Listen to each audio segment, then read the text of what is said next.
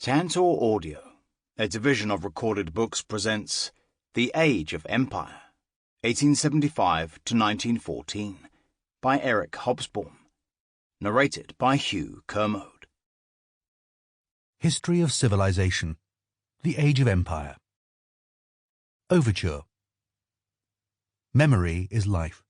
It is always carried by groups of living people, and therefore it is in permanent evolution.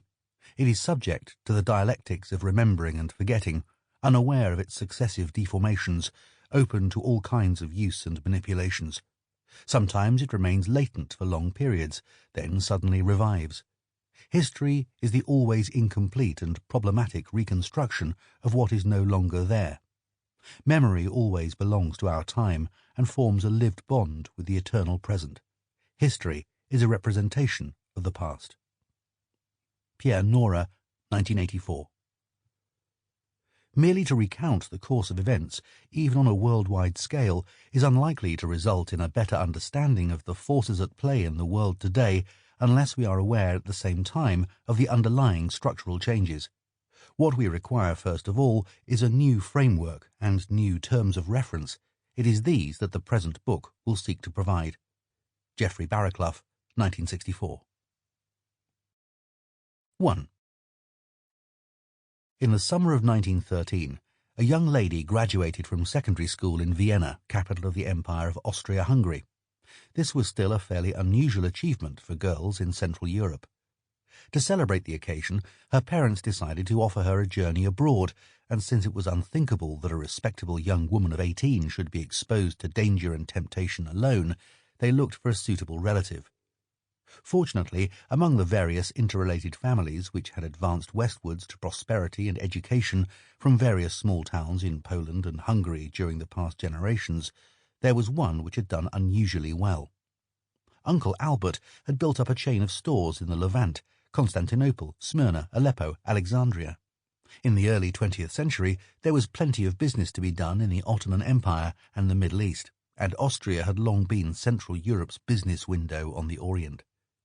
Egypt was both a living museum, suitable for cultural self-improvement, and a sophisticated community of the cosmopolitan European middle class, with whom communication was easily possible by means of the French language, which the young lady and her sister had perfected at a boarding establishment in the neighbourhood of Brussels.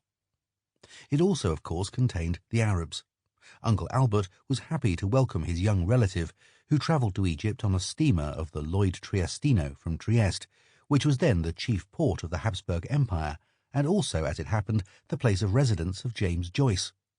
The young lady was the present author's future mother. Some years earlier, a young man had also travelled to Egypt, but from London.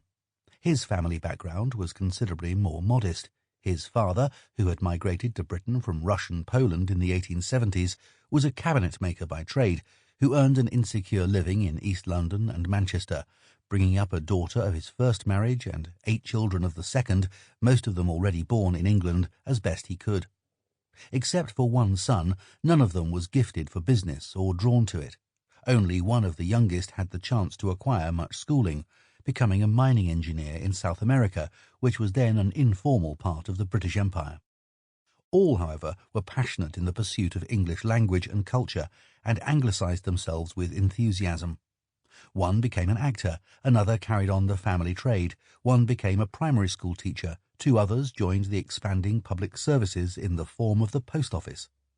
As it happened, Britain had recently, 1882, occupied Egypt, and so one brother found himself representing a small part of the British Empire, namely the Egyptian Post and Telegraph Service in the Nile Delta. He suggested that Egypt would suit yet another of his brothers, whose main qualification for making his way through life would have served him excellently if he had not actually had to earn a living. He was intelligent, agreeable, musical, and a fine all-round sportsman, as well as a lightweight boxer of championship standard. In fact, he was exactly the sort of Englishman who would find and hold a post in a shipping office far more easily in the colonies than anywhere else. That young man was the author's future father, who thus met his future wife where the economics and politics of the Age of Empire, not to mention its social history, brought them together, presumably at the sporting club on the outskirts of Alexandria near Sample complete. Ready to continue?